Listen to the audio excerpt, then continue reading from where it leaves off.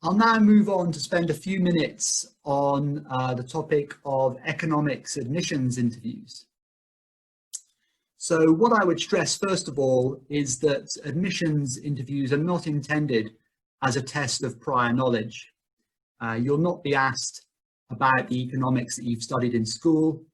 You will not be asked about particular textbooks or particular pieces on economics that may be on reading lists and so on. Instead, the format will normally be that in advance of your interview in a particular college, you are given something like 30 minutes to read through a one-page description of a problem or a short text. And then during the interview, you will have a short discussion of that problem or text with the interview panel. And the idea is that this discussion will be rather like a mini Oxford tutorial, a dialogue between the academics and yourself. I always emphasize to people that they should not worry if you think that you haven't solved the problem during the reading time. The expectation is that people don't solve the problem.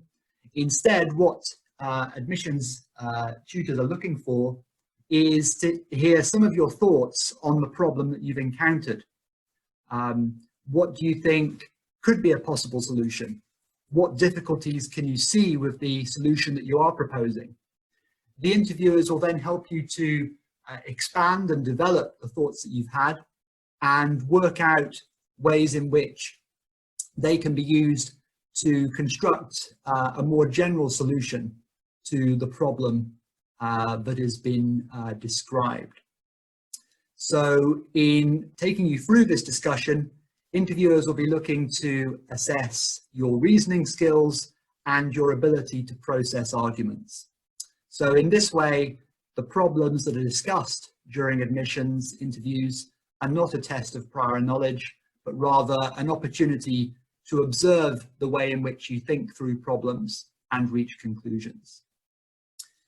To give an example of the sort of thing that I mean, I've provided here a problem that was used for admissions about 15 years ago, which has now become quite well known. It's the pirates problem, or the problem of dividing the treasure. So here are the details. There are 5 pirates, A, B, C, D, and E, who have just stolen 100 gold coins, each of equal value. The problem that they now face is how to divide the treasure between them. The pirates agree to abide by the following procedure for allocating the coins. The oldest of the pirates, Pirate A, gets to propose a division of the coins amongst the 5 of them. The 5 pirates then vote either for or against the proposed allocation. Pirate A is free to vote for his or her own suggested allocation.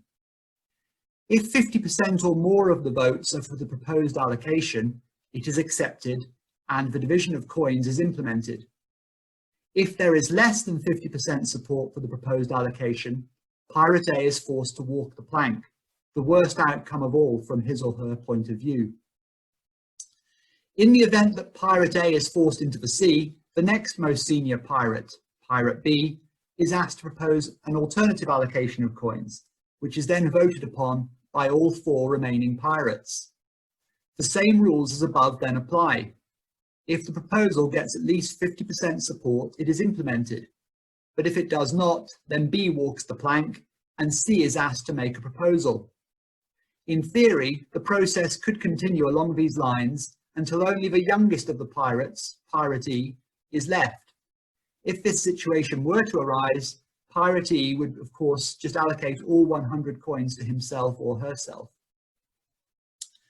So the first thing that would happen during the interview is that the interviewer would check that the candidate was happy with the description of the problem, and then there would be a discussion of what you would do if you were in Pirate A's position. So what suggestions would you make to the other pirates as to how the 100 gold coins should be divided up between the 5 of you?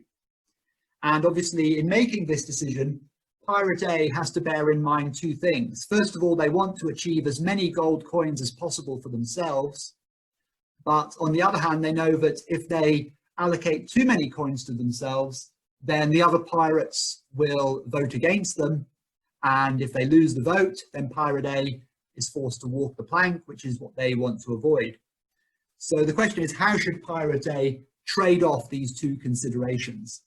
So during the interview, you'd be asked to put across your ideas on this problem, and then those ideas would be discussed. If you're interested in seeing further details concerning this problem, there is now a Wikipedia page devoted to it, and you could search for that page and see an analysis of how this problem can be broken down and solved using logical reasoning.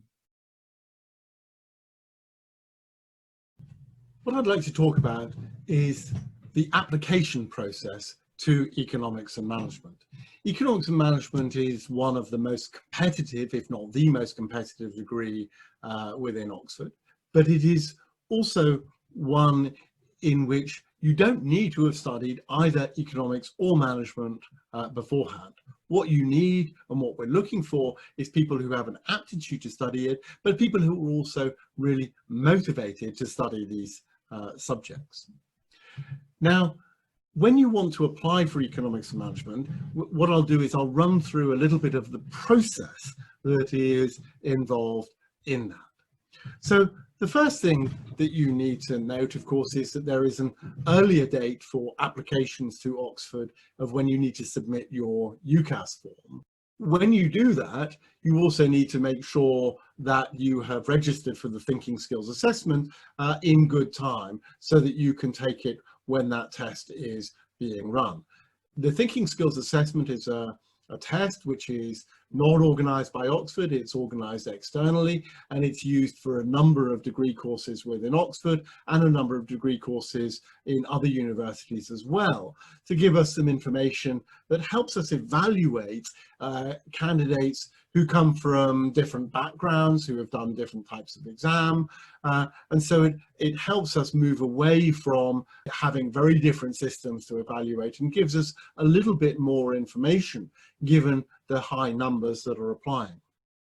Although economics and management are not required, many of my colleagues seem to think that actually it may be better if you haven't done economics and management because you come with a fresh set of eyes to the problem, and that what they want is people who are motivated and flexible and intellectually curious. But maths A-level is a requirement. Now, if you're not doing A-levels because you're in a different country, you're doing a different education system, whether that be if you're doing international baccalaureate, you're doing your own international level, you're doing the abitur in Germany, you're doing Scottish Highers, whatever it happens to be, that's absolutely fine. We have approximately half of the people who apply for economics and management have done their schooling in other countries, who are international and have done different education systems. So we're very well used to having these applications, and we welcome them. But what you do need is the equivalent of Maths A-level for the application. What we use the combination of information we get from the UCAS form, the thinking skills assessment, to decide who is going to come for interviews in December. Once we've interviewed people, we examine all of the information that we've got collectively to make our admissions decisions, and those are then given in early January.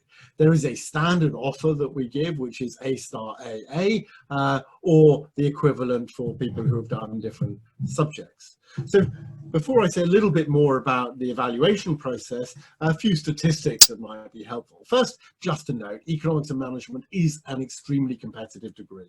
So in 2019, there were 1,525 applications, but there were only approximately 100 places offered, and it usually varies between 90 and 100 in total. It's competitive as well in the quality of the applications. So the median number of GCSEs that people have got is 8 at grades 9, 8 or A-star, or those are high grades for those who are doing different systems.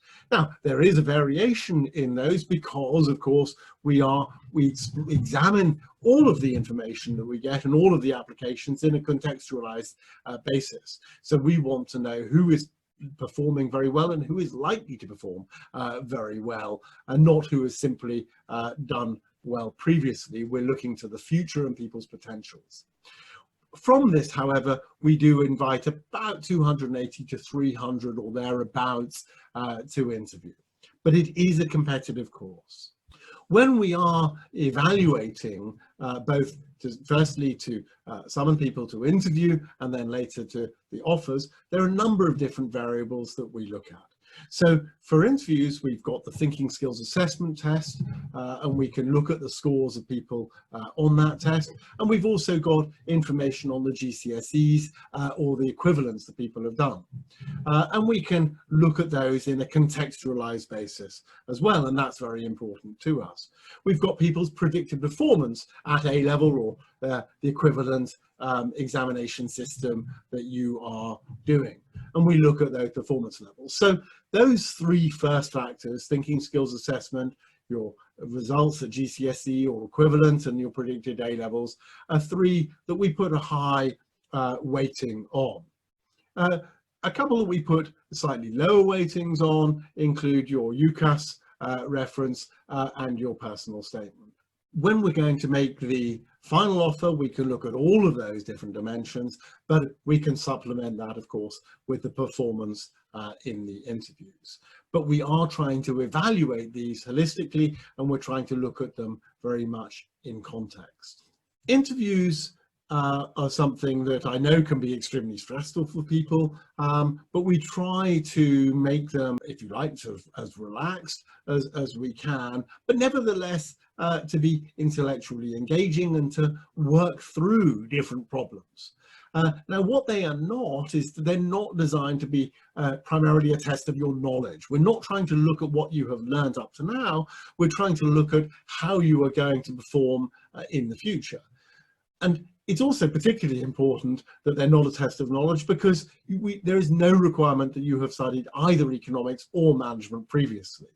So what we are instead looking at is, of course, what your motivation to study economics and management are, but we're trying to use problems and questions to understand, you know, the flexibility of your mind, how you go about analyzing problems. Can you do so logically? Can you do so critically? Can you really think through problems? That doesn't mean that you can get answers really easily. Indeed, many of the problems are designed to be really quite tricky, and we don't expect people to come up with the answer straight away.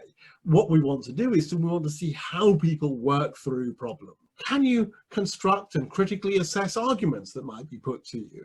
In other words, we're not just looking for you to regurgitate information or knowledge that you have acquired, but to think through problems in a slightly deeper way than you might be inclined to do when you're just fed information, because that's a skill that you're going to need to have when you're at Oxford. So that is a very, very quick overview of the application process. Thank you.